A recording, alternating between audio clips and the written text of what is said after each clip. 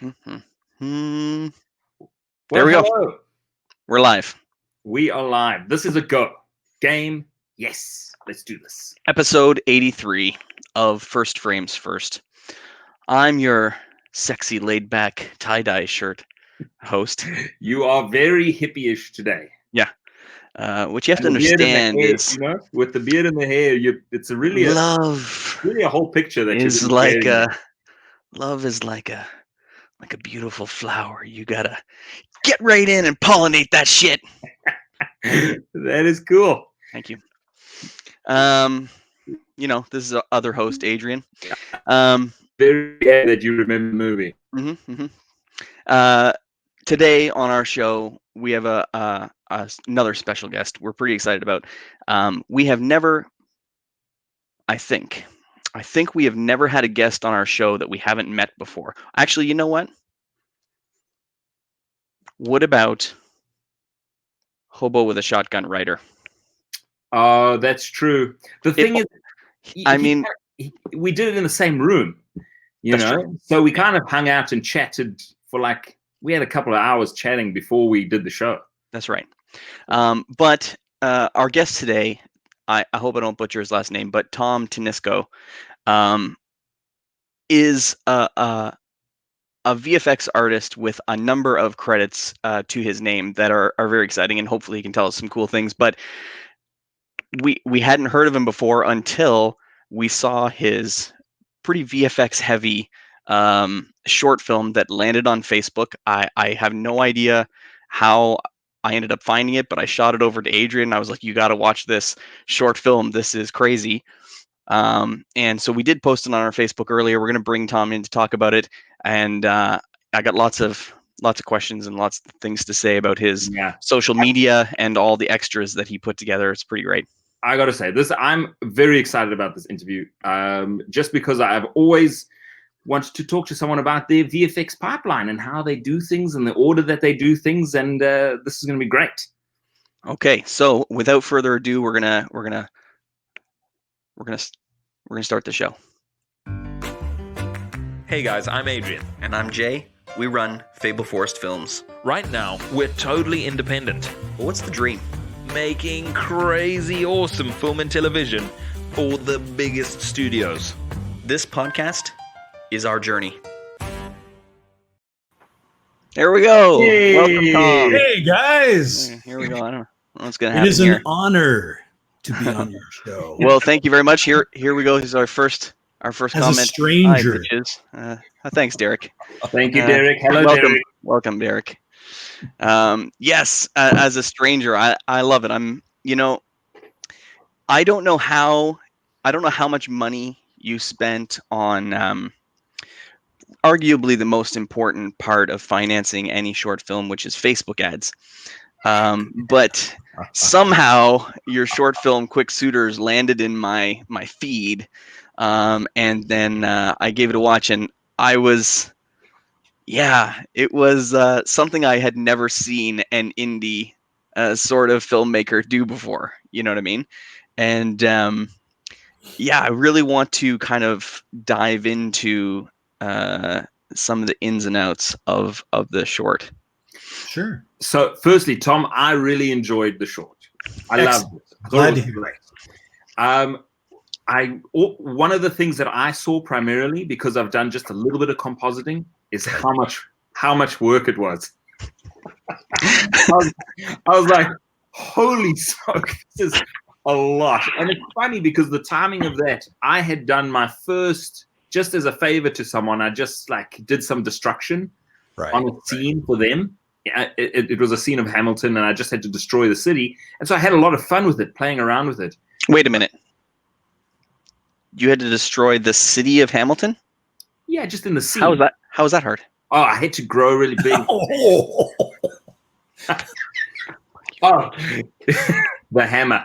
I love how you appeal to your fans. Yeah, we don't have any of those. Not in Hamilton. Not in Hamilton. Not anymore. Not anymore, certainly.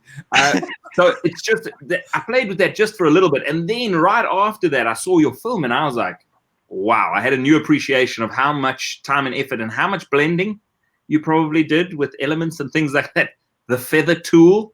Yeah, probably Well, an expert.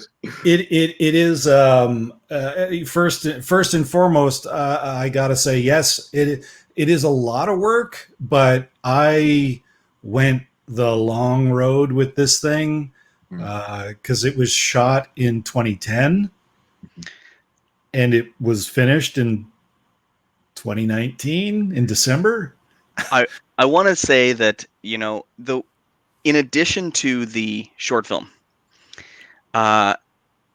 you kind of spoke to me in another way, which was Latin. all of the I don't know what they're called, minuets, or like the little vignettes or whatever that you put on YouTube and Instagram, like after you had posted the short. And I thought it was great because this was, you know, Adrian, you have done one kind of director chat about I Was a Greenhouse, but, you know, Tom like took all these little moments and spaced them out, had a really cool, you know, artwork and cool music, and it kind of picked each one apart. And the one, I don't know if we should kick it off by talking about the rough cut episode where you made me cry, Tom. Oh no! Because well, maybe no, I shouldn't kick it off with a downer, man. I don't ever cry, and I didn't. But let me tell you something. You hit me right in the thing, because you were like, your chin was just doing the bubble. Tom was like, yeah, I shot this movie and I fucking let everybody down. And man, every filmmaker knows what that feels like, right? Yeah. And so I was watching that and I was just like, oh man, it's heartbreaking. But you know, you know, how did you go from that kind of like despair when you didn't think that you could, you know, kind of pull it back together to having the finished product? Well, I think that speaks to like us as independent filmmakers. We have this spirit that it doesn't matter what obstacles in our way. We succeed only when we don't give up. And so, you know, you could say I kind of gave up like very early on, because when the whole point of that little behind the scenes episode about that was talking about how devastating it can be to see your first rough cut. And then, you know, you think that you've done all this work in the beginning stages with the pre-production, and then, you know, you're out there and you're shooting it and you've got all your crew there and everybody's all jazzed and everybody's, you know, picking up what needs to be picked up and, you know, lighting what needs to be lit, and then, you know, making things happen on the day. And then you figure, wow, okay, it's all done. It's in the can. I can just go and put it together and everything will be great. And then you do that, and it's nothing like you thought, or you know, certain sections just don't seem to work, and then you're left with that unenviable truth that is, shit, it's not done. There's still so much more to go. And for this one specifically, because it was so VFX heavy, the original plan was just to add in some CG here and some stuff there, and sort of, you know, just run, you know, as fast paced as it is, to almost run your hand in front of the camera, you know, while you're, you know, some crappy effect is going by in the back. Yeah. And then it does, you know, that didn't work. And I had people who, you know, everybody was paid on this. Like, we had a really minuscule budget. I think we had $6,000. And wow. So everybody. Sorry, Tom. I'll just say that when I saw your cuts, the YouTube cuts, and I saw what you were doing and what it looked like you guys were busy pulling off, like 6,000 is actually small. I actually thought it would have been higher than that. So it looked great. Well, that was, let's just say that the 6,000 was for production. Right. You know, it's not really truthful to say that post-production didn't cost anything, because that's time. Yeah. And if I was to pay a visual effects artist to do all the work that I did, Yes. That would have been a huge chunk of money. We definitely understand that with features out there. The one that we're in post-production on now, it was the first time we were really able to pay people, right? And with our actors and most of our crew, and we gave some of our cast and crew amazing jumped in to do some deferrals and things like that, but we were able to pay people. But there's a lot of extra time and effort that goes into the background where Adrian is slaving away in the editing booth, and there's no dollars there. Yeah. I mean, we know that for sure. I think, hey, Leon, like I say, when you're an indie filmmaker, you have you have this obstacle in front of you, which is you want to make a movie so bad, and yet you can't afford to pay everything. I mean, if you needed something, then if you don't have it, you're basically putting it out of your own pocket, or you're putting it on your credit card, and your credit card's just maxing out. But you do it in the hope that it's going to eventually lead somewhere. Mm-hmm. Every indie filmmaker, is in that same scenario. So when it comes to, the things like, paying yourself, for me, it was just it wasn't an option. I was just, I had no money to pay anybody, and that's one, it shows my inequity, my fallibility as a fundraiser, because I don't know how to fundraise. That's one section I have never touched on, and it's obviously something I need to learn. Otherwise, every film I make is going to take a decade. Mm. But so, you just take on this stuff and you just do it. And, faced with the fact that I had like over 300 shots to do, it was like, I either do this myself and take as long as it's going to take, or it gets abandoned. And I couldn't do that. I just, too many people. When we shot this, and we shot this in Goderich.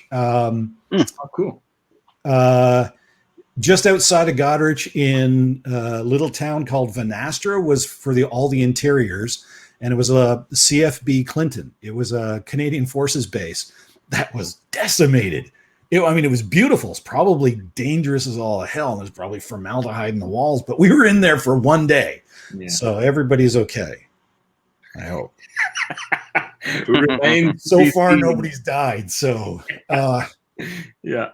But for the rest of it was shot outdoors in a quarry. Yeah. And you just do what you have to do to get it done, and that's basically what the visual effects was. I mean, that was I do visual effects. I'm not good at it. I mean, I don't make any claims. It's obvious. I can't compete, and I know this for a fact. I'm not just saying this. I know I can't compete with today's artists. So I chose a very specific way of presenting my film that could kind of be acceptable. Now, I'd love to show a couple things. I'd love to show a piece of the short. Sure. I'd love to show a piece of the rotoscoping, just because we're talking about how many. Maybe you can talk about how much effort went into there. So I'd love to show a piece of your YouTube clip. Absolutely. But if you had a particular moment of the short that you wanted me to show, if you care. Well, the part that gave me the most, I think the part that gave me the most satisfaction was the end credits, but I don't think that's gonna. All right, I'm gonna pick a spot, but that's fine. Adrian, I know the spot that I want to show, but what? Go ahead, Adrian. Well, I just wanted to say that it's been my experience, Tom, that, and it'll probably resonate with you, is that whenever you make a movie, you leave pieces of your soul shaved off in the trail behind you as you move forward. I used to be 6'2". Now I'm 5'8". It's a wonderful process to finish, but it's it's kind of destructive to yourself as you move through. You're just like, you're a punching bag, and you just have to keep plowing through. Yeah. So well done on getting to the end, because you're right. Like on my first movie, I remember I gave a speech at the beginning, and I said, movies, it's like going on a trip. We're going on a trip. It's like we're traveling from here, Ontario, to Vancouver. Right. If we can go all the way, and we can get 2 kilometers from Vancouver. If we don't go all the way, then everything's for nothing. And so, yeah, man, well done on finishing your movie, because that's the thing. Well, and again, one of the biggest parts of it was the fact that when we were shooting it, and the people who were involved, such excellent people. My co-producer, Isaac Elliott Fisher, and I were originally like, he came to me at one point and said, I want to do this movie. I just want to shoot it because I'm a cinematographer. I said, great, let's do this. And everybody that became involved in it, it was, I always liken it to like community barn building, because everybody just came together and was so giving. And that was part of the inspiration for actually getting it done, was to honor the effort. In spite of the fact that, sure, you can say that you paid them, but nobody's paid what they're worth on a short film, Mm-hmm. That's true. But anyway, that's it was just part of honoring their effort and just, wanting to do something with it. 100%. I just want to show a piece of this rotoscoping clip here, because I can't find the spot of the short that I want to play. But hold on, everyone, just 1 second. Here we go. All right, so oops, hold on. Let's remove that. We're gonna do this one more time. Most of your work done in Adobe, in After Effects? That's right. Yeah. Okay, so maybe you can just give us a quick. Here we go. We're removing certain areas of the image so you can use a specific part. It's tedious and time-consuming. It actually feels like a punishment. I hate it. But it was absolutely necessary for my visual effects to work. Typically, when you want to put an actor into a new setting, you shoot them on green screen and then remove the green, or blue if you're using blue screen. If you do it properly, the process is efficient because you're removing a color that isn't on your actor. If your background color is part of their wardrobe. All right. I'm going to stop it there. But you kind of you're showing one frame, and the one thing that I loved was you were getting into the math of saying, like, in order to replace the background of the character, you literally had to cut and paste the guy out of every single frame. Yeah. And you were talking about having to do about in that one running scene 1.5 minutes, which was 3,000 or something like that frames that you did every time. Can you talk a little bit about that process in general? Basically it's just that. I mean, in the olden days, they used to actually have to just, hand drawn on the emulsion. And I could not imagine that. Thank God we have computers now. But it's the same process. Like if you're in Photoshop and you want to remove a background on somebody, all you're doing is you're selecting a lasso. Let's see if I can do it on myself. You're selecting with your lasso around, the area, and then you're hitting delete on all this crap and just leaving the person in the front, which can get pretty dodgy if you're not doing it well enough. And there were times when I was just like, I can't do this, but you just, thankfully a lot of the stuff, a lot of my shots were, people running fast. And so you can't really focus on specific details. You can see that in like that must have been tough with the screen blur and some of the characters. You don't have a hard edge. So you're like, exactly. Like there's a bunch of little tricks. One thing you do is, first off, you cut out the background, and then after you're done that, when you play it, you can see that it's all jaggy. And when somebody moves by, I mean, there's no motion blur. So how do you cut around motion? But the trick is that you cut around a specific area and then you add motion blur to it. Mm-hmm.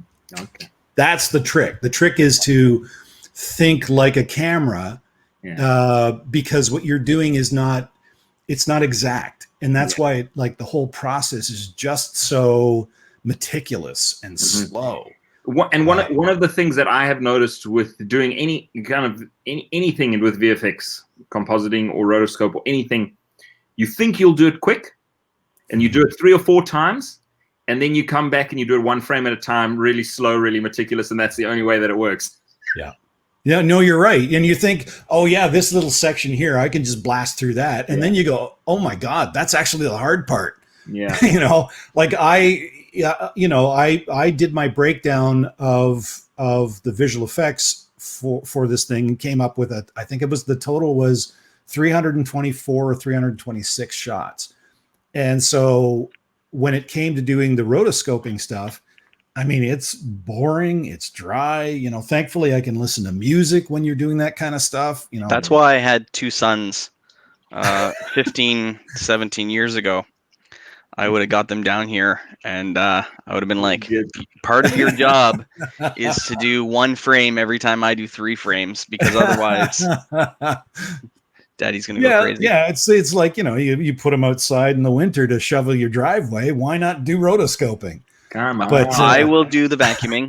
You guys get down there and trace around the guy. That's right. You finish my damn movie. Okay, so I want to. We've been chit-chatting, and I think we've neglected a very important aspect here. Tom, tell us what Quick Suitors is all about. Oh, I completely forgot. Yeah. Yes, we're not that great at this hosting kind of sort of job. It's a short film about the 2 last men on Earth fighting for a date with the last woman. So what I want to do is I want to show a clip. It's about 30 seconds or so, but it just kind of shows the actors, the background, and something else that I think is super awesome. So we're gonna share that. Now, Tom, this is good. Sorry, Adrian. No, you have to shut it for a second. Okay. Here we go. Shut it.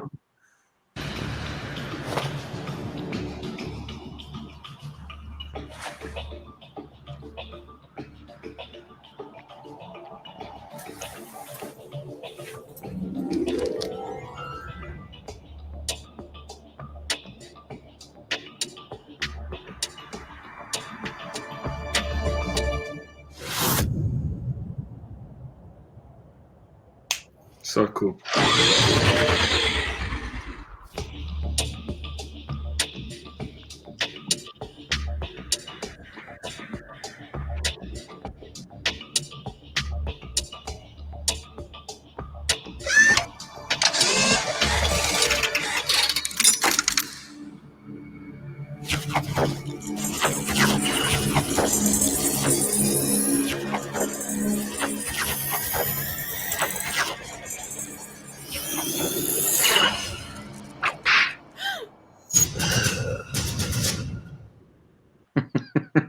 I love his smile. His smile is so big. I told that was his name is Chris Spalletta, and part of the direction for him was to channel his best Bruce Campbell. Cool. But we need you to be as gross as possible. There's definitely a lot of Bruce in his performance, which is so awesome. Yeah, because of course he contrasts the other guy who's just, you know, the impeccable gentleman in that scenario. Really well cast. I thought that they all fulfilled. They met the character requirements just perfectly. And I thought it was cool that you went for no dialogue, which was cool. I mean, you know, I like a little bit of dialogue, but I actually kind of chuckled out loud when the robot smiled. I thought that was amazing. Yeah. Quick question: is that you in the 3D? Is that you building the robot in the cars? Yeah.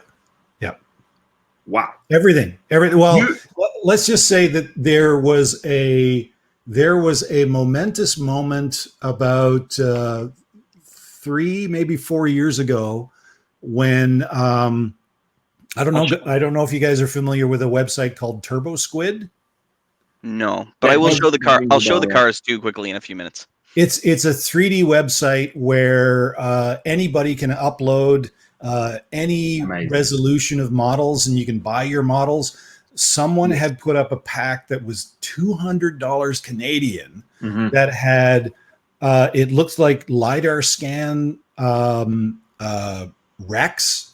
So I don't know, somebody was on some big budget set and actually had a LiDAR camera scan these actual wrecks in dirt and gravel and rocks, and then they upload those, and I'm like, wow, they're lit perfectly. Like, otherwise it was me having to model all that stuff. So that one pack, that $200 pack, contained, I think, like maybe 6 or 7 cars, which I could duplicate and change the colors on and then rotate and, populate a scene with. And it also had like a lot of broken piles of bricks and boulders and building detritus. And there were some destroyed buildings in that. And it was like, dear God, that just saved me like 3 Thank you very much. Yeah. So, that was one of the only purchases that I actually made, because that if it wasn't for that, I don't know. It a lot of those models are really expensive, and I could not afford that. So that was a godsend, that one. Awesome. But the rest of it, it's like, the robot is mine.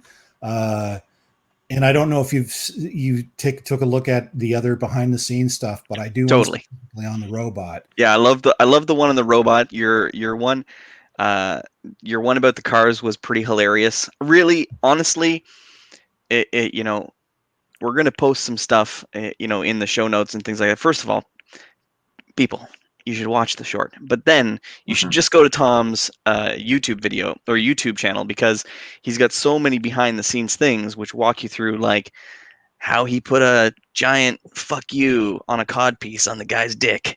It was amazing. The everything was great. The Foley for that was excellent. Thank you. Every time he sort of thrust his crotch, kind of the twisting of the leather, it was that was cool. I really like that.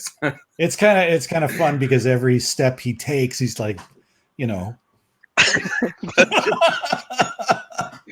All right, I gotta show one more thing, and then we're gonna cut it out with the screen share here. Hold on.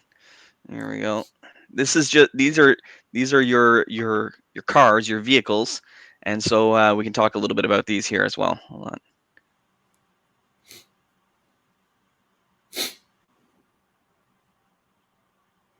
Let's get some sound.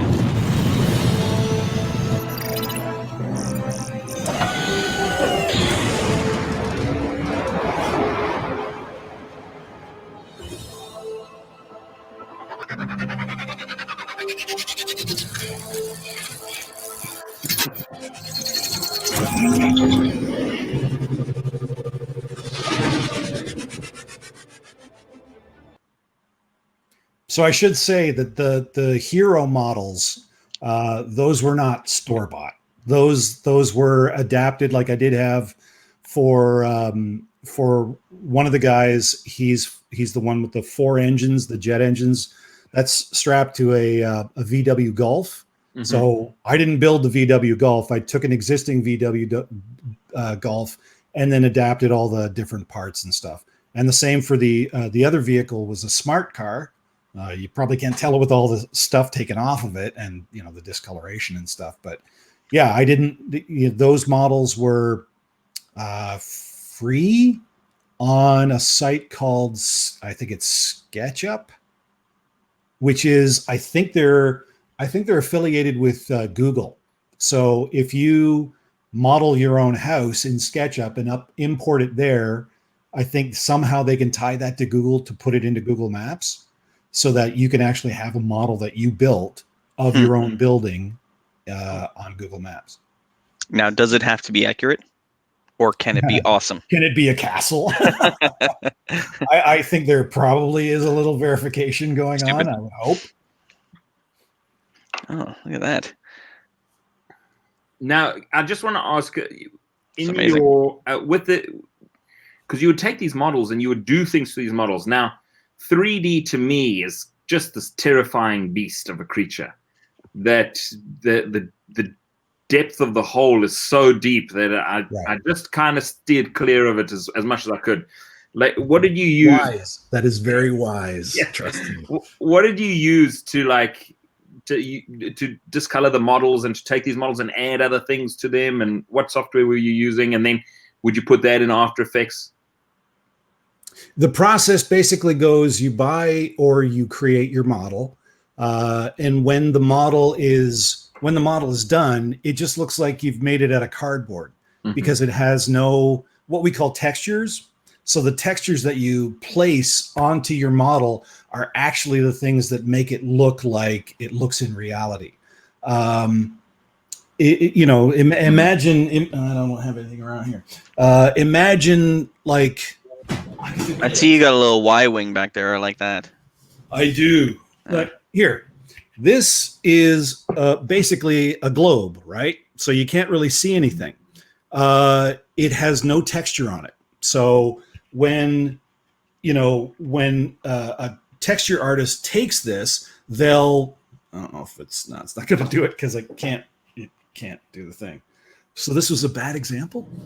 But yeah, I understand what you're saying. If the ball was supposed to look like a beach ball, then you'd have to apply a picture to it. Look exactly. Yeah. So it's in, I would take the maps, the texture maps that are supposed to go onto it into Photoshop, and then I would find pictures of rust or bullet holes, and then I would add them in the appropriate spots. There's lots of tricks to give them depth. They're called bump maps or normal maps, which fakes, like, if your surface is like this, with a bump map, you can actually make surface extrusions on it. At least they appear that way. It's a little funny trick. But yeah, then after you do that, then you light it. Then you light it appropriately. Then you animate it the way you want to see it. Then it renders. Then you get all these frames in sequence. You pull that all into After Effects. In After Effects, you add your backgrounds or your clouds or weather or dust or lasers or whatever, and then you render that again. So yeah, it's a huge multi-layered process. You seem to have this like sheen over the whole thing. Yeah. Was that to help cover some sins? I'm just... Oh God, yeah. Like I said, I don't make any claims about my abilities in visual effects. I'm self-taught. I never went to school for it. I just for this, part of the depression, part of it was trying to resolve how am I going to do this photoreal with all the photoreal stuff that's out there done by these amazing artists and these teams of artists, right? How can I compete with that? And then it was just like, well, geez, I saw Sucker Punch, and I saw what was it, Sin City. Yeah. And those films aren't rendered realistically. They have a very distinctive visual style. And I just thought, can I not find a style that I can use that kind of does that whole don't pay too much attention? Don't look behind the curtain. Yeah, exactly. Like, don't look at it from that standpoint. So, I mean, if you look at the CG work in Jurassic Park, there's a reason why they have most of those shots covered in rain. And the rain essentially gives you something between you and the CG, because I don't think they were completely confident in the way it was going to be perceived. Do you hear that, everyone? You've heard it there first. You heard it here first. Great. Steven Spielberg's going to call me up and says, "No, that's not what we were doing at all. It's all mood." But for me, sure. Yeah, I definitely, I mean, first and foremost, it's an apocalypse. So it's probably dusty. It probably looks like hell on earth. So I could put dust over top of it. I could. You got that real like light flare that happens in the snow, or like when it's really like I could arid. put schmutz all over the lens. I could make Yeah. it. Well, part of that was like, I thought to myself, if somebody were shooting this, they, if they had a real camera, they wouldn't be sit there, just give me a second, I'm going to wipe off the lens, right? No, they'd pick up the camera and they'd just shoot. It wouldn't matter if it was all dirty. So, Right.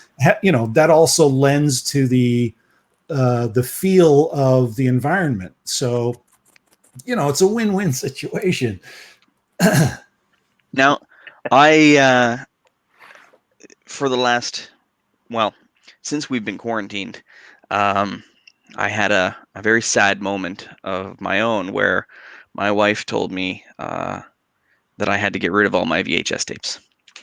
So I've been, it's been a blessing, as well as like a soul kind of tearing time. But the one cool thing about it, and the one thing where I'm like, you know what, I can get behind it. Well, I love my wife first. Then the second thing Of course. is that what we've been doing as a family is watching all these old VHS tapes. So I pulled my VHS player and I put it up on the big screen TV upstairs, and every single day during quarantine, pretty much, we've missed a couple days here and there, but probably for the last 30 or 40 days in a row at dinner time, we've been watching some old VHS tape, and we take a rotation. So like some days it'll be, Bloodsport, and then the next day it'll be During dinner? the Little Mermaid, and then the next day on Mother's Day it was Schindler's List. Right. So, but tonight was Close Encounters of the Third Kind, and it first off, it was awesome, and it just reminded me, looking at your IMDb page, and first of all, we didn't know who you were. We loved your short. We were like, we got to talk to Tom. This short was amazing. You're close. When we started talking, you also grew up kind of near where I grew up, and in the Ottawa Valley, sort of. And but then I took a peek at your IMDb, and you've worked on all these cool shows. And tonight when I was watching Close Encounters of the Third Kind, I was like, oh yeah. The 4400 kind of steals from Close Encounters of the Third Kind in a big way, where the ship comes down and then all the people get out and they happen aged, and I don't know, who knows if they have powers or not, but Tom, I'd love to kind of like get into, can you tell us some stories from working on these really cool shows and some of the experiences that you've got to have? Like, did you make like 3 frames on that amazing thing that time, or like were you you know what I mean? Like sometimes I think, when you look at the Transformers movie and you see like 4,500 names in a certain box, you're wondering like, did he work on like this Optimus Prime motion? I don't know, who knows how it works. We'd love to hear some of that. Sure. But before we get into that, I just wanted to say that when I was listening to the Close Encounters of the Third Kind song, I was thinking about that old game Simon. You remember you had to it would make a sound, and then you had to press the sounds, and it kind of was shaped like a flying saucer, and it had 4 colors. I looked it up. Apparently those two things have nothing to do with each other, even though Simon came out the year after Close Encounters of the Third Kind. So I think that's I call bullshit on that. Fishy. Yeah. Anywho, that was my IMDb searching. That was my wiki page, Wikipedia searching whilst I was eating dinner. But yeah, so going through your IMDb page, shows that I loved: Outer Limits, 4400, Andromeda, Star Trek Discovery. I mean, these are like the tent pole shows of, so many people's, geeky years. What was it like kind of being a part of that? Well, being, I as a kid, at 12 years old, I saw Star Wars. So when that happened, it changed everything for me. I wanted to be a filmmaker. So I go through York University film program, come out of there with a film degree and think I'm going to take on the world, and I get a job in Rogers Community 10. which is a great entry into the film business. And then a friend of mine who I went to high school with just happened to be the production manager on The Outer Limits out in BC. And I went out and visited him, and he says, if you want, I can get you a job on here. And I said, when? He goes, like, a week from now. Like, I'm married. I gotta change my address and all that stuff and come out there. And so I did. And I'll tell you, being on The Outer Limits was pretty cool because I got to meet because I was in the production office. I got to meet some, to me, they were big stars. To the rest of the world in the 90s, they were kind of, B and C listers because they weren't in their prime, right? Yeah. We would always, because The Outer Limits was an anthology. Every single week was a different story. So I got, my biggest meeting, I got to meet Mark Hamill. I got to yeah. And this was, for me, being a Star Wars fan, it was pretty phenomenal to be able to say, hey, Mark. And he turns around and I said, hey, I just wanted to shake your hand and say thanks for much for being an inspiration to me. And that's why I'm here in the business. And he was like, how dare you speak to me? Yeah, don't look me in the eye. Well, let me tell you though. He goes like this, and I'll do this impression. Oh, another one. You're like, hey, Mark, you're really rich. It was an eye because of me. And like they say, don't meet your heroes. But anyway, so like I got to meet a lot of heroes. Really great people. I got to meet Clancy Brown, all sorts of people like you would know them, like David Hyde Pierce. I got to meet Max Headroom himself, Matt Frewer, like just so many people. And these people were just gold. Like they were fantastic people. Everybody was really happy to be there. We did some really fun visual effects because of course we got to, it wasn't like, we were at a place called the Bridge Studios, and the Bridge Studios at the time had Stargate, Outer Limits, Poltergeist.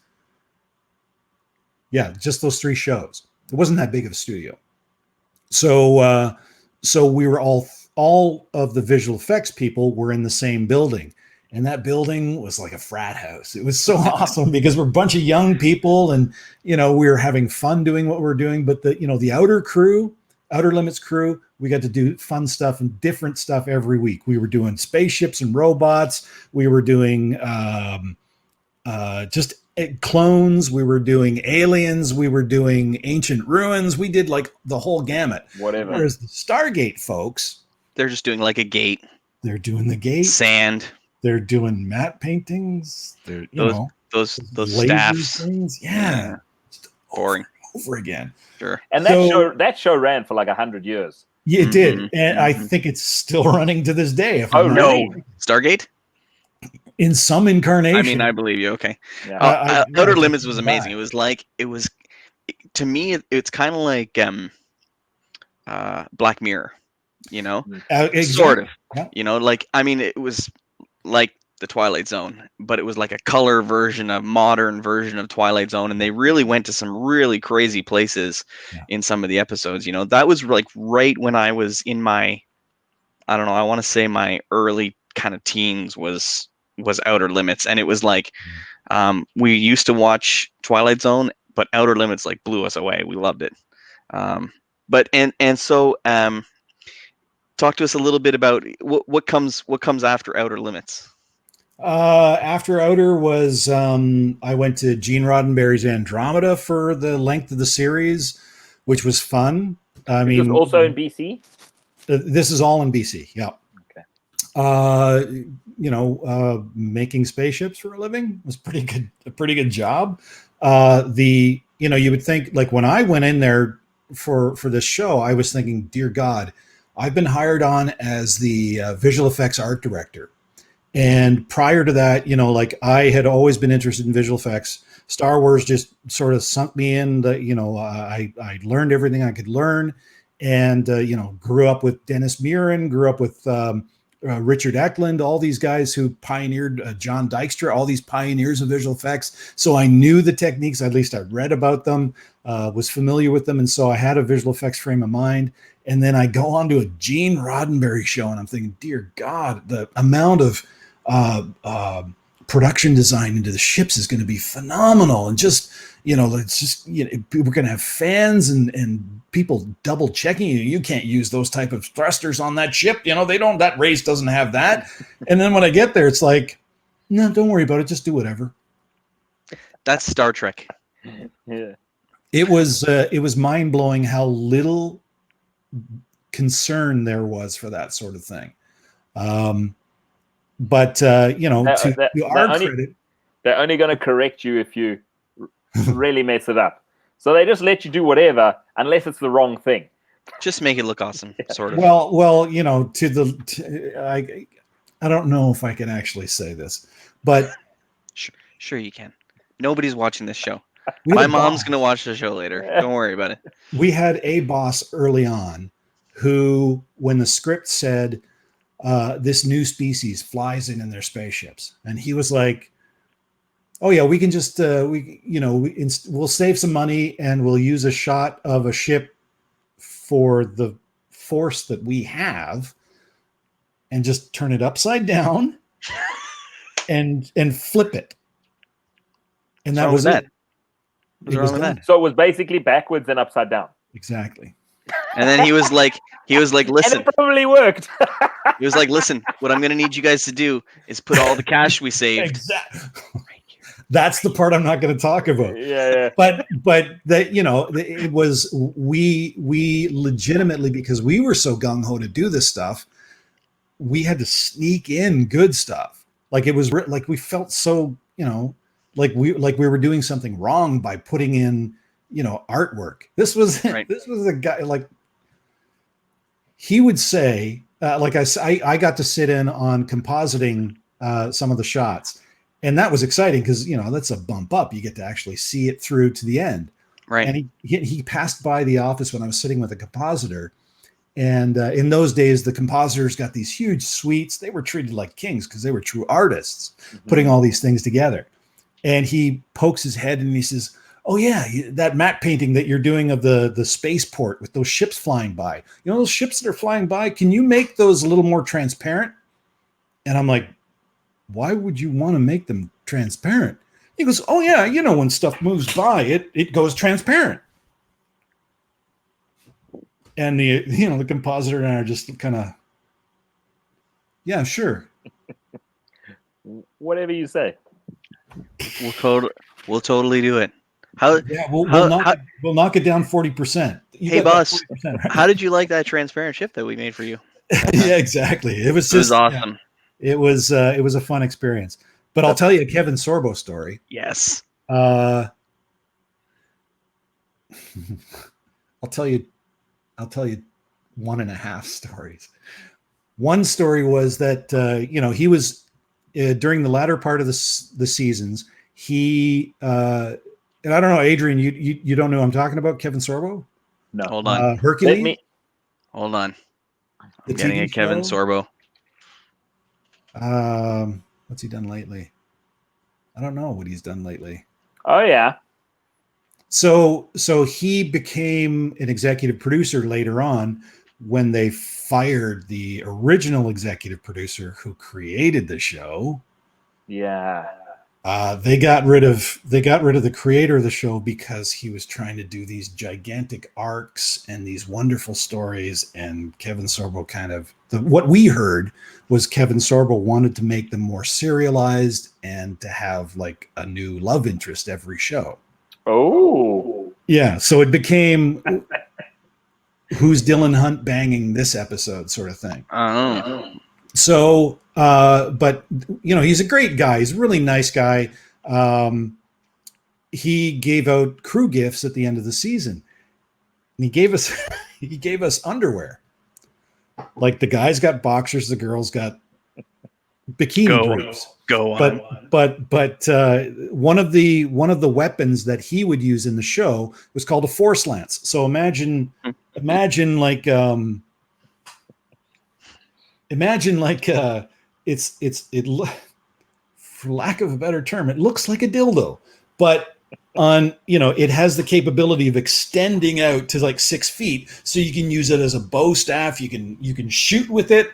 In the original capacity, you could fire out these little bullets that would take bullets out of the air, like intercept stuff, which was terribly hard to visualize for us in visual effects. There you go. And it looks like a lightsaber, right? You're welcome, ladies. Exactly. So what he put on the like he had stenciled the logo onto the underwear was the Andromeda logo, and then on the back it said, "Have you seen my Force Lance?" We have. We've seen it. Yes. So, but yeah, that's Now, do you still have those? I sold mine on eBay. God damn it, Tom. He's like, I knew you would ask this, guys. Hold on. Let me tell you something. I'm still wearing them. You know who bought them? This guy. Full circle. The circle is now complete. Now, it goes without saying that Kevin Sorbo was often a guest at Fan Expo in Toronto, and probably many Comic-Cons. So my buddy Mike, our buddy Mike, and we used to do this show. Well, first of all, we loved going to Fan Expo, and this is a tradition I brought into my kids. Right. But we used to go to Fan Expo, and then we started doing a show where we would walk around. I had a big camera. This was when people didn't really care if you were press, so we would write. We would say, "Hey, we're doing a TV show. We got press passes. We could walk in front of the line and walk right into anywhere." And I would put this huge camera on my shoulder, and he had a microphone. We would go and interview people. So one year we went and talked to, there was a booth, and it was Adam Baldwin from Firefly and Kevin Sorbo.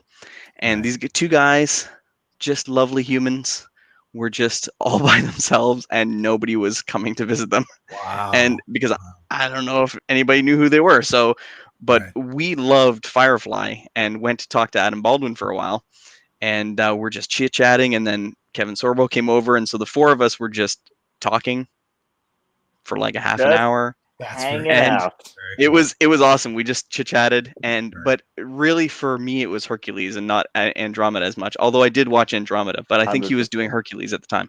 Right. But yeah, it was just kind of, it was sad. But what are you gonna do? Different times, right? Like that's right. Geek culture has exploded. The old adage was the meek shall inherit the earth. Well, now it's the geeks who shall inherit the earth. Yeah, 100%.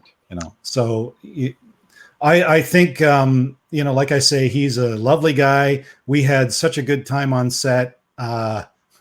We had so production. I always love when people are like, okay. Now, I am going to tell you the story. I probably shouldn't tell you this, guys. I decided to tell you this. No one's watching this show, right? Okay, here we go. We were in the same building, visual effects, and it's not often the case. Visual effects was in the same building as production, so we got to avail ourselves of craft service and all the amenities that everybody else used to get that we would never get. Visual effects is like we're orphan children essentially in the business. Terrible. And so when production was done, and we knew we were coming back for the next season, they would just basically bring all the house lights up. The sets were all down. We could walk onto the bridge of the Andromeda, go see the different rooms. The Eureka Maru was there. But a buddy of mine and I, in visual effects, we brought our rollerblades. So we were rollerblading through the set. The set is one long corridor. Then it comes out into this area. Oh my God, it was so fun. And, they the stunt guys would leave their pads. So we'd set the crash mats out on, one of the corridor doors would be open and it would be like 6 feet off the ground and we'd launch ourselves. Oh my God, we had so much fun. So if you remember season 3, episode 4, when the guy's like rollerblading through the back and you're like, what was that, a guy rollerblading? It was. Or when the crew members are going, what's the tracks all over the floor? What is going on here? Now you worked on a bunch of shows. First of all, I loved the 4400 season 1. It went on too long, I felt like, or it didn't like get too crazy. Should have gotten crazier at some point, I think. Like, the story was awesome. Yeah. 44 people just show up, and they've been disappearing for the last 100 years or however long it was, and then all of a sudden all of them just show up and they've all got crazy powers, and it's kind of like Heroes, and it was great. And you've got like this one FBI team that's kind of like cataloging them all and going out and capture it. It was like X-Files and Heroes and everything all built into one, and it was awesome. But they just kept doing just new kind of X-Files stories without really ever like making something really super crazy. Yeah, but at first I loved it. But what was that like? For me, being in visual effects, like, here's the thing, you've got production going on, all your actors and your executive producers over here, and then visual effects is over here. We're either working on the episodes like 2 weeks after they've been edited, because you have to have a lock cut before you can touch visual effects. Because otherwise you're doing a lot of work for nothing, because the cut can change, your shots can get taken out. That's right. So you're wasting all that time.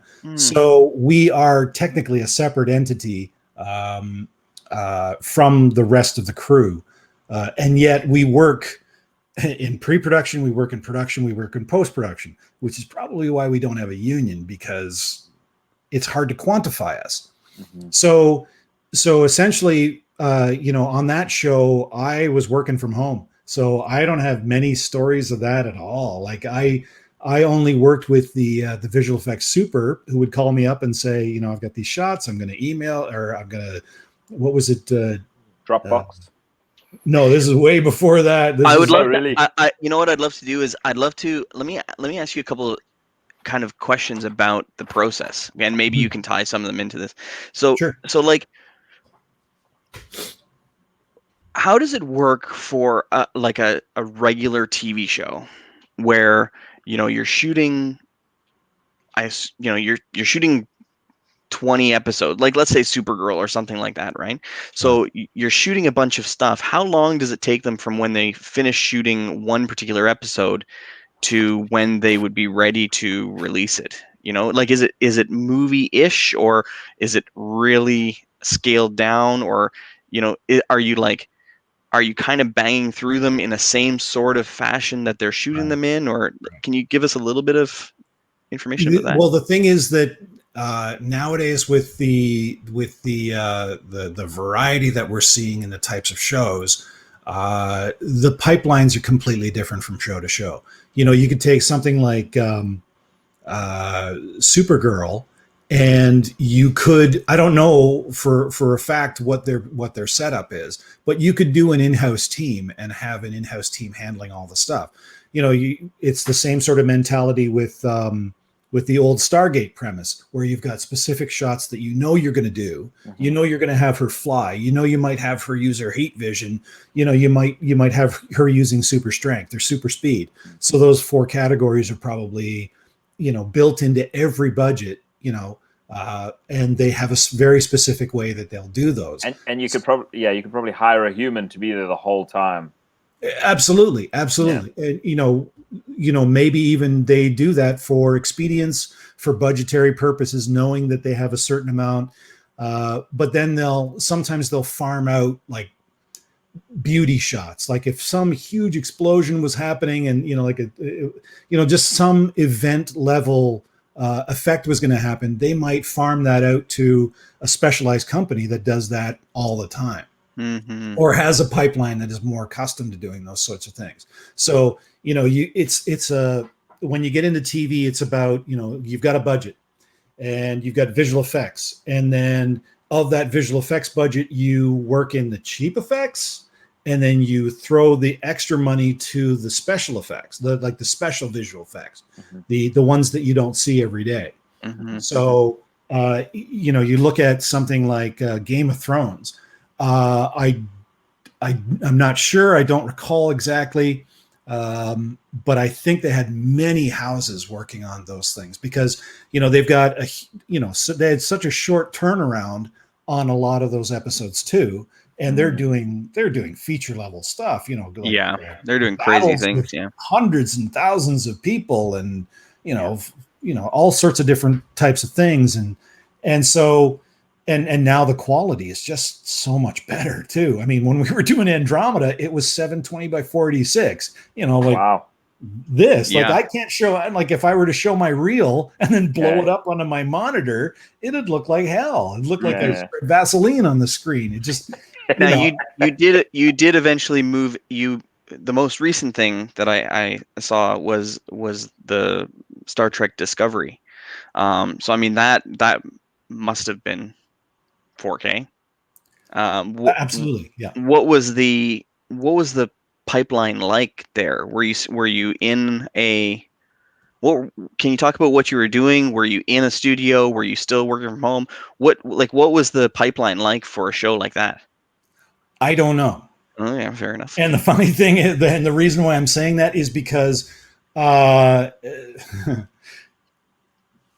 a show of that magnitude, there were effects that were pitched to us to do, and I'm not sure if I can say it because I signed an NDA. But there was a character. There was a character that was not human, and that character would have had to, like a character who was a bridge crew, a member of the bridge crew. So you can imagine every time we cut over to navigation or whatever he was doing, he was CG. And so they had built all these like huge ideas. Like the bridge it was like 3 stories high. It had a glass bottom so you could see down to space. The same with upstairs. Like it was just vast. Like they pulled no punches with this. Yeah. So, when, in terms of the politics of visual effects, there is let's just say you can either do it and do it to the budget that it costs, or you can do it at a budget. You can do it at a different budget level. And depending on, it's really hard to say it without saying it, but it can get really dicey. It's interesting. So I worked the on politics of things is very interesting. Yeah. It is, and it's debilitating sometimes. I mean, obviously everybody wants to make a TV show. You want to do your best work. Yeah, you want people to love it. Exactly, exactly. But before all that happens, it costs money, so you have to make your money back. That is the bottom line. The fact that there are people who love to do their jobs, that love to put art into their visual effects, doesn't really matter. And I hate saying that because I'm one of those people. I love doing I was born and raised on Spielberg and George Lucas, and I love the beautiful stuff that came out of Douglas Trumbull's work. I love the art of visual effects. And so when I try to employ that kind of stuff, it's sometimes it's just a matter of, somebody coming along and saying, no, we're not going to design that new ship. We're going to take an existing ship, flip it and flop it. Right. So because they're trying to make their bottom line. So you get, amplify that into present day, and you've got such a muddy political. Yeah. All right. Now let me ask you this question. Yeah. You got politics. Well, by the way, you got everybody dragging you down. Mm-hmm. But do you have also? It seems like you have some true like artists and some fans that are doing the work also because they love it as well. And so, do you sometimes get the like, okay, I get it. We got to flip the ship. We got to fucking do the thing. But like, can we do this thing that's gonna like blow people's minds and it's gonna be amazing? We snuck things in on Andromeda one of the hardest things for me at the time, being the visual effects art director, was that I was in charge of making the ships, and I took that extremely seriously. And the worst thing that I feared all along was trying to design another ship like the Andromeda. And if you've seen the Andromeda, it's curves and it's a beautiful ship design. And I've never seen anything like it before. Mm-hmm. And so I dreaded the possibility of ever having to do that. And in one episode, it came up that the originators of this ship, like, you know, in Star Trek, they just built the Enterprise. They had a design, they went for it, they built it. In Andromeda, the idea was that this master race of engineers created this ship for the Commonwealth. So the Commonwealth had these ships by the grace of these incredible master engineers, and then they took off and disappeared. So how do you design, like, with that as your template, how do you design the next bunch of ships that are supposed to look like that? Right. But it was a huge challenge. I think they turned out really well, but they were in one shot. Like, I did all this fuss for one shot. For one thing, They're fleeing a planet. And listen, sometimes you got to be like, that was mine. That right there. That was my thing. Absolutely. And that's that you are touching on one thing that I really did appreciate about that, is that when you were like, when in that age, in the 90s, in the early aughts, the 4 or 5 seconds that you had to do a visual effect, those were your 4 or 5 seconds. You and maybe a compositor. Some of us were generalists, so we would do all the CG, all the integration, all the compositing, all in one shot. So those are your 5 seconds. And it's like, I was thinking, I'm an artist. I have 5 seconds to show the world what I can do. And so I took a lot of it very personally. I you know, if I was doing a shot, I made sure that I followed, you know, the rules that George Lucas had set up with ILM to make ship movement look good. And there's a whole, like, he had these whole bunch of rules about, you know, the dynamics of how a ship should move through a frame. And it shouldn't just be, you know, this. It should have visual flow. So yeah, there was a lot of kind of. I remember the first time that I saw the Star Destroyer. So do I. That's what sucked me in. It's a long shot.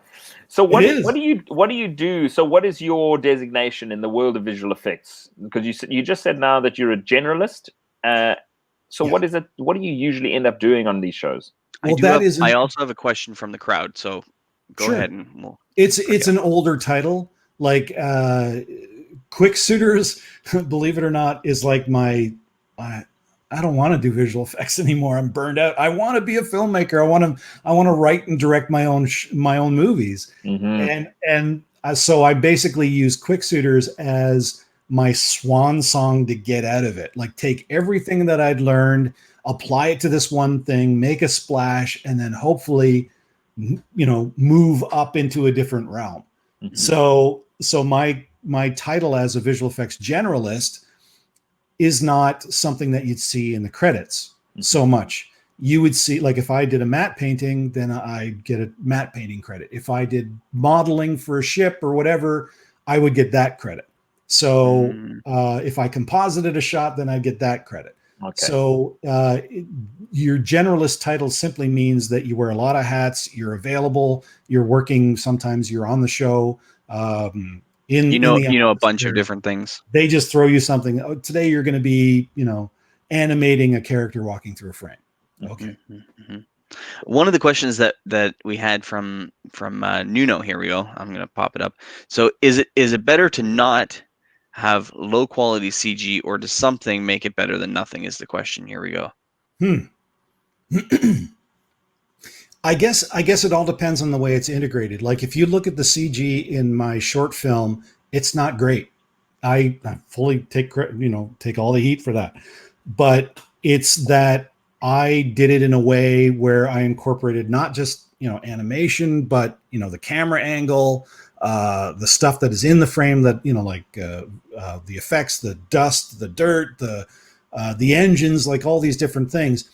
I think if you have bad anything or low quality anything in a short film or whatever you're doing, if that pulls you out of the story, then that's what you have to address. And that, that goes from sound to direction, to story, to casting, to whatever. Mm-hmm. Anything that pulls you out of that story needs to be addressed in a better way. If your story is dependent on a CG element, then that's a bullet you're going to have to bite. You just have to do it. You can't, that can make or break you. Sound is such a hard thing for a lot of people, and it's kind of an afterthought to productions, because who thinks about oh my God, I got to get a camera, I got to get actors, I got to get locations. Okay, let's go and do this. Oh shit, did somebody bring a microphone? Like that sort of thing. And then you end up with shitty sound. Mm-hmm. Sound can pull you out of a feature movie quicker than anything, quicker than an ejection seat. You need to really address that kind of stuff. Mm-hmm. If it's, like I say, if your movie depends on it, then you got to pay for it. You got to do it the best you possibly can. Yeah, certainly you have a job to keep the audience inside the world of your movie. Absolutely. And if you keep the audience watching and they never go, oh, that CG is fine. Adrian has about 1 hour before his computer starts to heat up. Yeah, his computer heats up. He starts going like, It's fine. I just thought there was a max headroom filter. Yeah, he heard you talking about him earlier, and Adrian, do you need to lie down? His butt's sore. He needs a pillow. Anyway, and I will say, Tom, that is actually the cardinal rule of filmmaking. Make your movie, but just make sure the audience never leaves your story. And as soon as they leave your story, you need to address it. So if people watching this, they're watching in the CG, and it's not like you're like, oh, it looks weird. Well, then you got to figure something out. Either you need to cut it out of your movie, or you need better CG so that the audience doesn't leave your story. 100%. Mm-hmm. And to be honest with you, like you mentioned about sound, that can be the thing, right? That is usually you're watching it, and then all of a sudden you're like, whoa, something was not right. And you may not even know what it was, but you get this feeling that something was wrong right then. And that's where the editor or whoever has to kind of look back in what's going on and try to figure out what just ripped my guy out of the moment, right? Yeah, for sure. So Tom, what's next for you? What's on the horizon? What are you looking at for the future? I don't know. What do you guys got going on? I'm writing right now. I've got because I believe it or not, I don't want to do visual effects. So I am actively trying to. Yeah, I know, weird. Eh? Rom-com. Comedy, yeah. but it's it's just writing, and I'm as everybody is in COVID-19 mode these days. I'm trying to think of contained horrors or something that I can shoot on my own, even because you can't have anybody else in your house. So how do you do it? And, there's going to be a plethora of movies about people, over Zoom or over, communication like this. And that's going to be your stage for your horror movie. I'll say that a good friend of ours has actually he's leaving Toronto to go and shoot a horror movie, and they have literally taken all the steps that they can. So like their whole cast and crew have quarantined themselves. They've been completely away from everything. They've been like figuring out a pipeline to buy the stuff that they need and get it delivered to the location and stuff like that. And they're all leaving to go make a movie. And I'm super jealous. Really jealous. Super jealous right now. I'm like, Tom, you can only do what you can only do, right? That's right. To me, it's just been a really challenging time, because I hoped so much for my short film to make a huge dent, to be the, you know, the David F. Sandberg story where somebody sees it after it goes viral and suddenly you're directing Shazam, you know, like, but, you know, as a backup, you always have to think, okay, what's my side hustle? What, you know, how am I going to keep doing this in spite of the fact that, you know, the best laid plans didn't come to fruition? So, you know, it's about meeting people as best you can, however you can. It's about, you know, creating a network. It's about continuing your creative journey. Mm-hmm. It's about not stopping in spite of the obstacles. Mm-hmm. I'll say that, you know, everybody that's watching, whether it's now live or later on, you need to go check out Tom's Instagram, first of all. Like, do you do all your own social stuff, or did you also like have some? The thing is like, you know, Adrian, you remember when you used to do the Film facts? the guess your film? Yeah. Like, you scroll through Tom's Instagram, and at some point you're gonna get to like a 9-picture giant poster. It was fucking so cool. awesome. And like, you know, you're creating all the like the balls and all the different little tiny videos and stuff like that. Your social bits were awesome. Your YouTube behind the scenes stuff were so great. Thanks very much. And we really enjoyed the short also. One thing that we like to ask all of our guests is for their desert island films. Boxers? That's right. Oh, sorry, what? No, I mean, obviously you have the Kevin Sorbo boxers, but if you had to take 3 films to the desert island, okay, the ones that, these don't have to be the best films of all time. These are the ones that you're going to guilty pleasure watch over and over again. What would your 3 films be? Definitely some stuff by Edgar Wright, either Hot Fuzz or Baby Driver. You know, Baby Driver. Yeah, do you know what? Is my fave. We just like the level that film goes to. We just did an Edgar Wright. Like, I watched all of his movies again. I love that guy. Whenever we watch Baby Driver, I make my children turn off their phones because it's important. It's like being in church. It is. It really is. Yeah. You know, and so and I actually, you know, you had a funny a funny thing which really pissed me off. You were talking in one of your shorts. You were like, so I was watching Star Trek Into Darkness, and you were like, oh, I know, it's Star Trek Into Darkness. And I was like, fuck you, Tom. I love Star Trek Into Darkness. I do too, but that's why I watched it. That's what I mean. Like, I that is a guilty pleasure. I love that movie. But I know all the hardcores out there are like, Star Trek Into Darkness. No. Star Trek Into Darkness. Shut up, Adrian, is amazing. I listened to the soundtrack on Spotify. The piano thing with the father. Oh my god! Come on. I'm a huge soundtrack fan.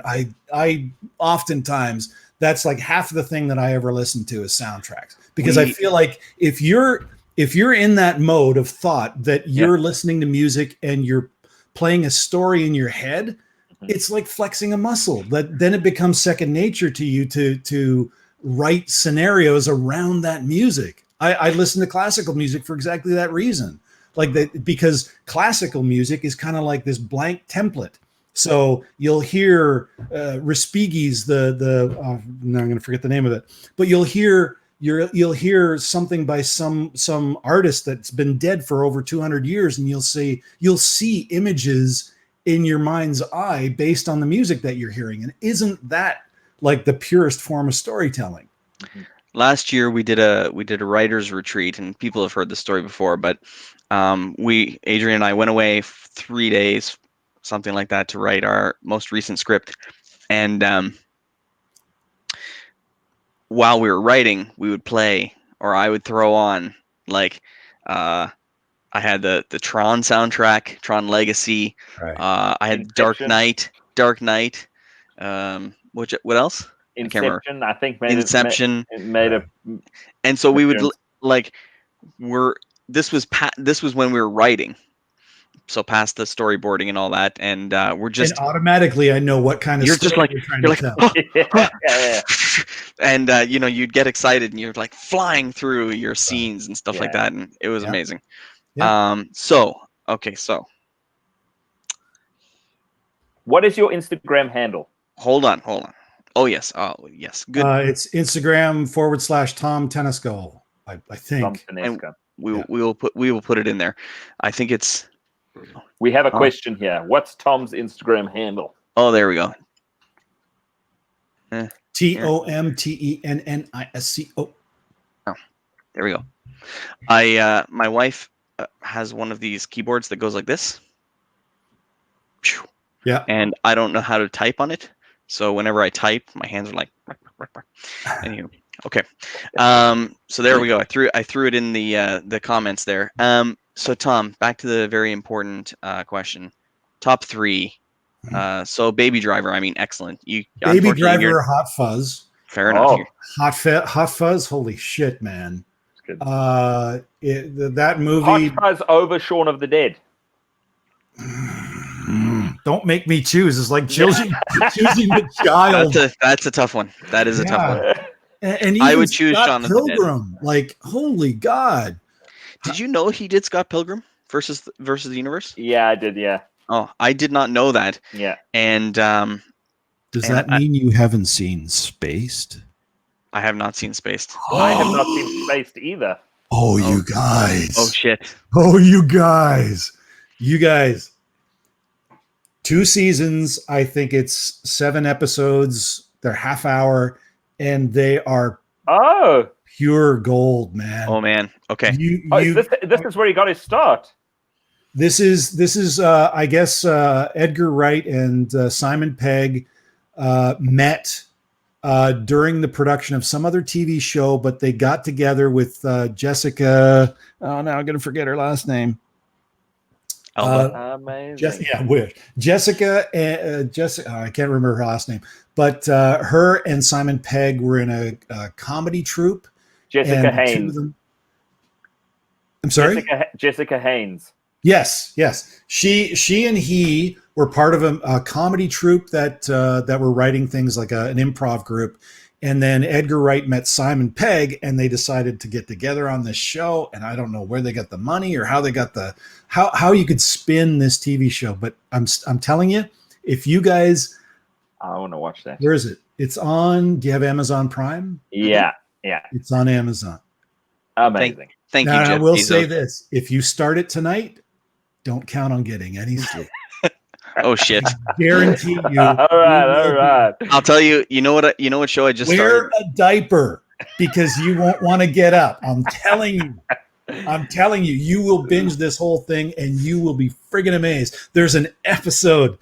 I'm just going to say this. There's an episode where the guys like this, it's essentially a bunch of 20-year-olds living together, and how, it's the how they integrate pop culture into their lives, and are they slackers, aren't they? But it's just pure comedy gold. But there's one episode where the guys are like, why, I guess Jessica's character comes in the room and she's like, why are you guys watching that action film with all the guns?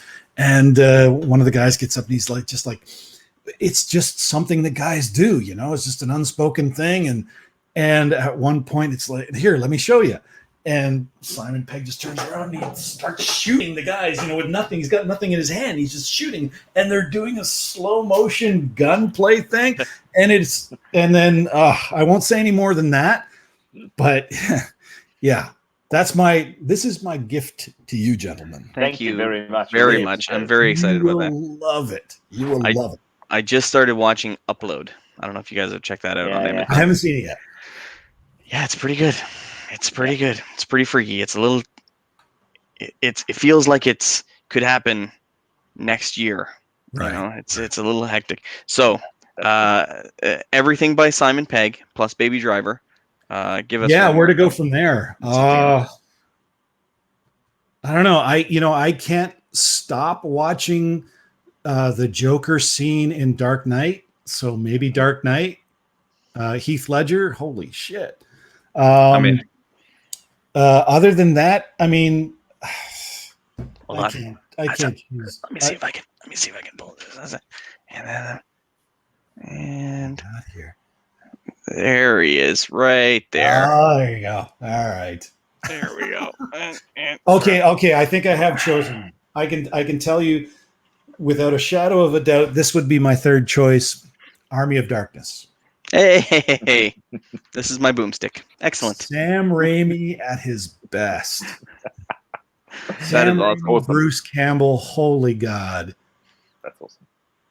Those guys, there are moments that, like, I've got two sons, 20 and 18, and it is now part of our Halloween tradition that we have to watch this every year, along with Tim Burton's Nightmare Before Christmas and Charlie Brown's Halloween. It's a Great Pumpkin, but these are traditions that we have to watch. And every single time I watch Army of Darkness, it blows me away. There are shots in there that are just so epic,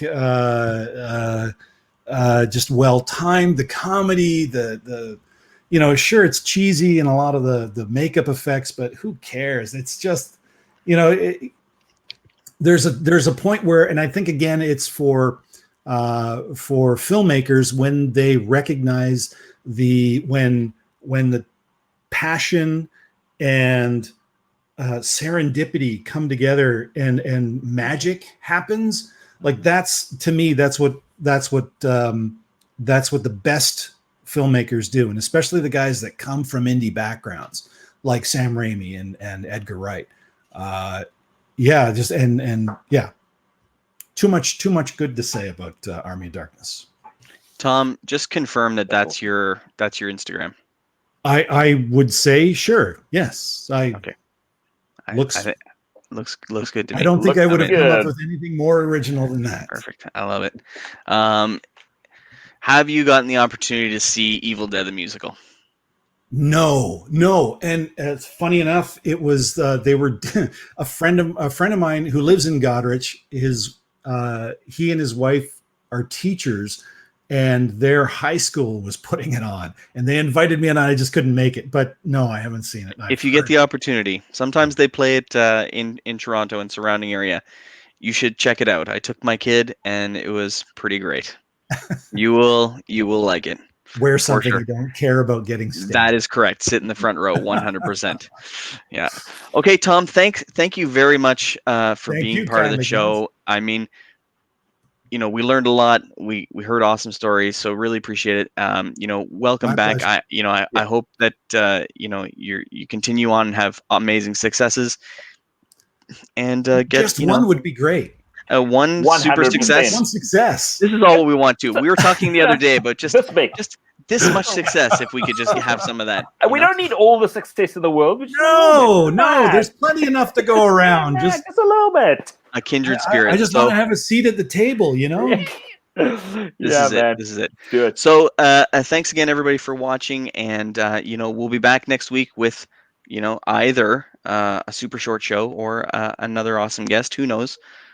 Now we're going to say our final phrase, which is work hard, dream big, and work hard, and then you have to say an equally as inspiring. It gets slightly less inspiring when you explain what we're gonna do. That hangs over one draher. I'm not sure what that. I don't know what that says, but whatever. It's fine. Work hard now. It's a code. It is the code. Nerd. Why Let me tell you something. Why can Zoom not? Why does StreamYard not get this right? Why are we backwards? You know what? Maybe there is a way. I don't know. Okay. You know what? I actually think there might be a way. Let me just see something. Surely the automatic, the way the system should be the right way around, and then you should have to click all the buttons inside of the interface to get it to flip backwards. I agree with you. Sense. You know what? I'm gonna have to talk to StreamYard. Sorry, StreamYard guys, but you remember when we did our Zoom meeting the other day and I goofed with it? It worked. So Zoom can turn me around. All right, everybody. Listen, thank you very much for watching. If you watched to this point, and dream big. Work hard. Learn from your mistakes. Yay! Really hope you enjoyed the show. Wherever you watched or listened, please leave us a comment or a review. We really want to hear from you. Share the show with a friend. You know they'll love us. Head over to our website, thefableforest.com. There's all kinds of great stuff. Poke around. Check it out. See you all again in a couple weeks.